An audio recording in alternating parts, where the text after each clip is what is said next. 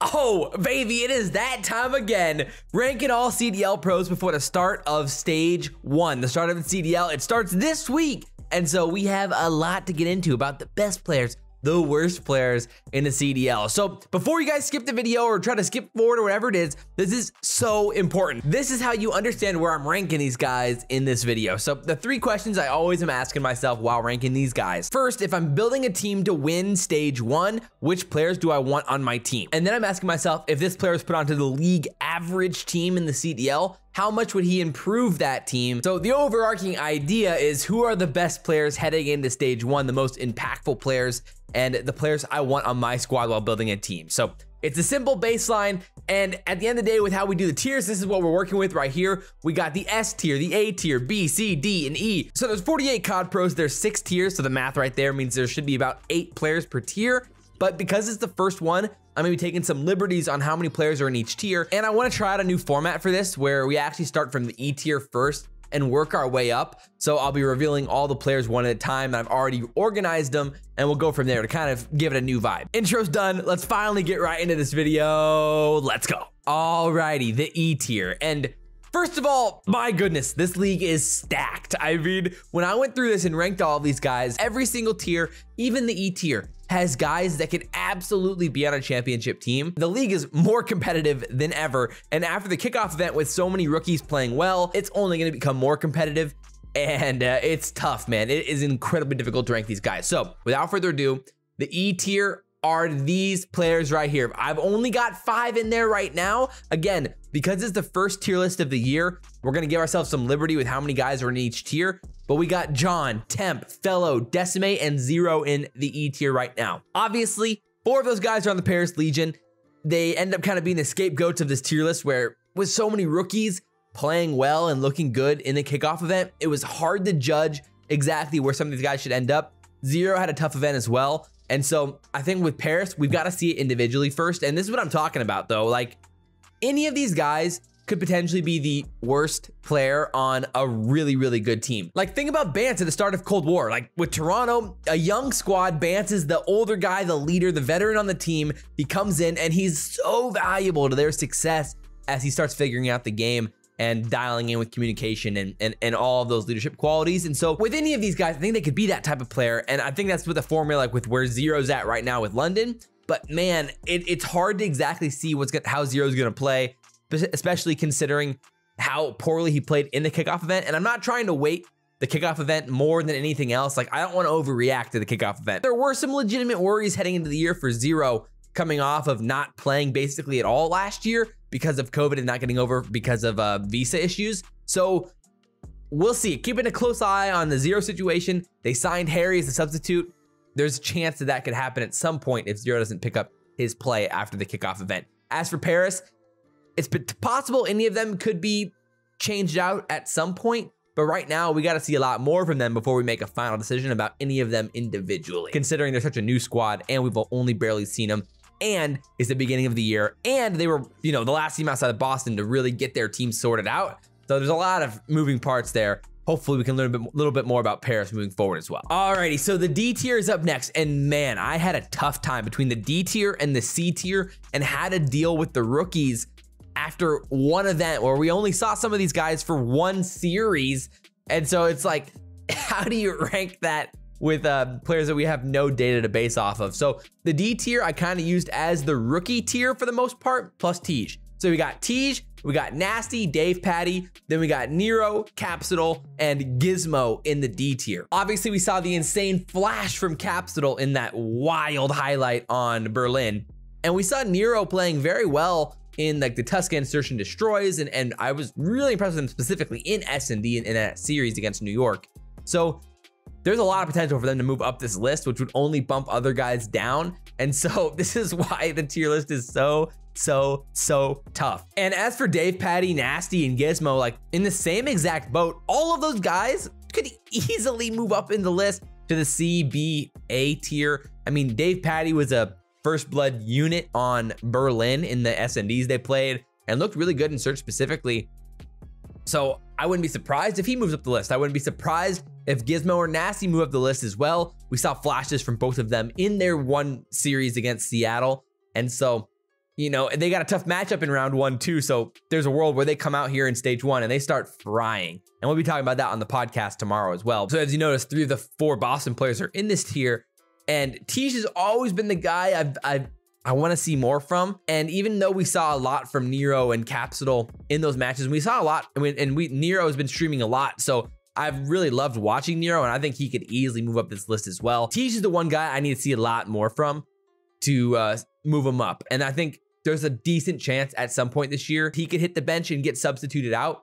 But we'll see. There's a lot of moving parts there. I guess we're just gonna have to see what happens with Tiege and the rest of that team. So there's a D tier right now. Okay, so the C tier is absolutely stacked. And that is an understatement. I couldn't decide. I was on the fence here. So again, because it's the first tier list of the year, because we've only seen some of these teams, or the most of these teams only play 1 series. And because like Optic hasn't even been scrimming, we've only had Boston scrimming. There's less data than normal to go off of before the start of stage 1. So the C tier is packed. Awakening, Attach, Major Maniac, Asim, Hook, Priesta, Vivid, Accuracy, Method, Slasher, and Gunless are all inside the C tier. What my biggest debate was here, like where do you put Accuracy, Methods, and Slasher as an AR trio here? Major Maniac as well. He looked so good in that 1 series we saw from him. It's hard to judge where these guys should be right now and who's gonna play out in the short term versus the long term. I mean, obviously in stage 1, Accuracy right now has a little bit of the advantage after looking so good with the Seattle squad, specifically at the kickoff event, finishing 2nd. But Accuracy was definitely not the guy that stood out on that team. And that's why we haven't seen any of the other Seattle guys yet. I really debate internally where he should go versus Slasher versus Gunless and the LAG squad. So we got the whole LAG team in this tier right now with Hook and Asim and Gunless and Slasher.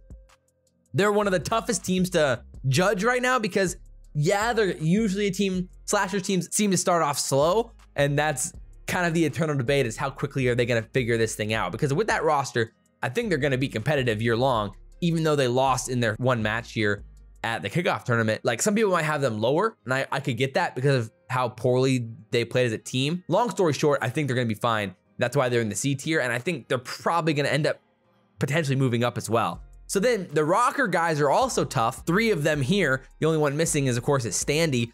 And the Rocker are so hard to judge as well because they all had their moments. Like I said, Major Maniac looked like the best player on that team in their series. And they had so many chances to win those maps against New York, even though they got 3-0, it was really close. So it's tough to say. And again, with that much talent in the C tier, it only goes to show how stacked the B, A, and S tiers are.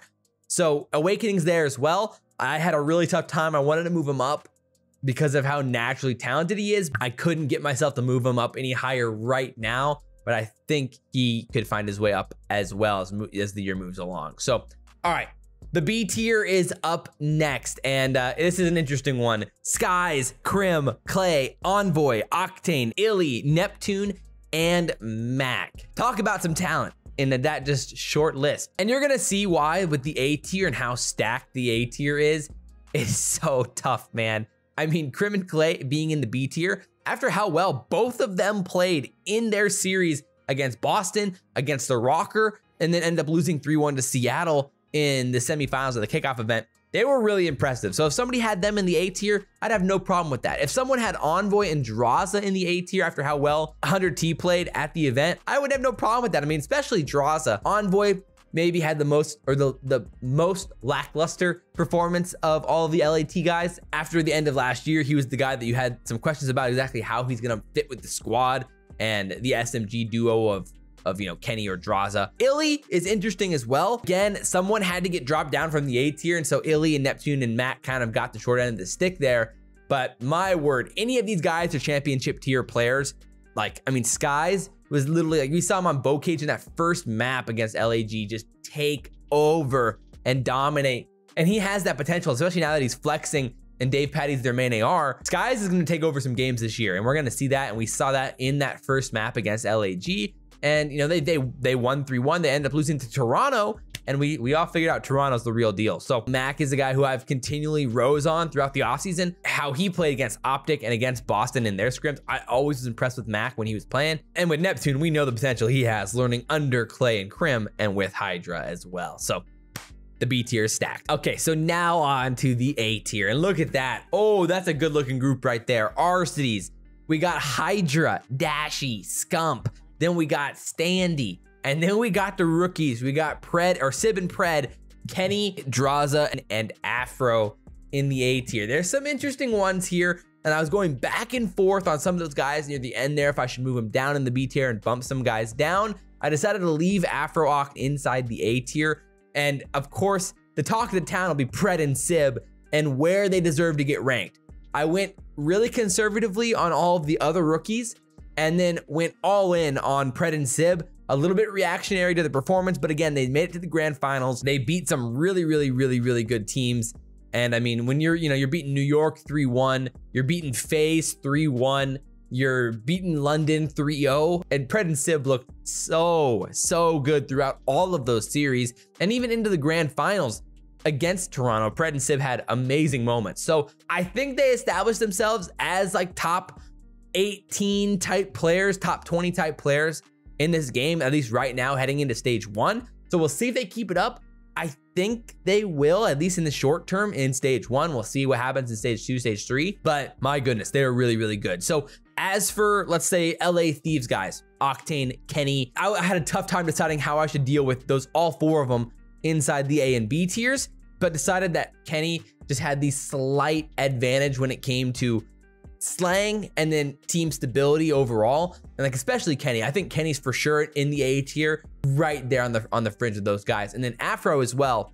I wouldn't mind if somebody put it in the B tier, but I think we saw the potential and upside slang from Afro, even though he didn't like dominate in the maps that we saw him play against Seattle. He had some very flashy plays and moments, and then still like was putting up like stats too. So it's like, you can see the importance that Afro has to that team. Hopefully it starts translating to wins at some point for London, because Afro's been playing too freaking well since he came into the league to not find some wins eventually. So we got to keep an eye out on that. As for Standy, he's an interesting case because he didn't play specifically great in the kickoff event, but again, they only got 1 series. It's like, I can't overreact to that. We saw how great Standy was last year.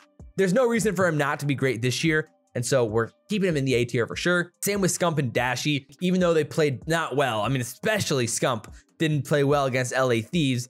You gotta give Scump the benefit of the doubt here in the short term to bounce back here in stage 1. Then the tough 2 were here at the end, were Hydra and Arcitys, who just barely got left out of the S tier, where obviously both these guys are fantastic players. I think everyone expects FaZe to bounce back after their loss to Seattle here at the kickoff event. Pretty confident they're gonna bounce back. They're as good as it gets, man. They really are. And so as for the S tier, there's one guy specifically who's very interesting, but right here, not too many surprises up front here. You got Simp, Cellium, and aBeZy on FaZe. Then you've got Shotzzy, and you've got the Toronto squad. You got CleanX, Cammy, Insight, and Bance in the S tier. I decided to give Bance the tiebreaker here because of how well he played at the kickoff event. I mean, he couldn't have played better. He played so well. I was definitely slow on the how much value is Bance bringing to the team. And at this point though, with Ultra answering all of our questions about how good they could be at Vanguard specifically, Bance is either right at the top of the A tier or he's in the S tier. And it's the debate between him, Hydra, and Arcitys. But with how much value Bance specifically brings to Toronto, it's hard to argue, even though you probably could argue that if you were gonna take a league average team, you'd probably rather have a Hydra or an Arcitys. But if you're trying to build a team that wants to win, and especially if you're trying to build the Toronto Ultra, there's not a player more important than Bance for that team. So it's a tough argument with how you weight Bance's value versus some of the other individual talents inside the A tier. So again, I'd have no problem with somebody having Bance in the A and subbing in a Dashy or a Hydra or Arcitys or whoever you want to put in there, or maybe even one of the rookies if you want to really go all in on their week 1 performances. Because if Pred and Sib keep this thing up, they're gonna have a real argument for S tier pretty quick. So long story short, I think the S tier guys are crazy. Shotzzy's the one guy here where, did he play like insane in the kickoff event? No, but he's Shotzzy. I have a lot of confidence that Shotzzy's gonna bring this thing back here in stage 1, and we're gonna see vintage Shotzzy as the year moves along. In the last 2 games, he's always been a guy who gets better and better and better as the game goes on.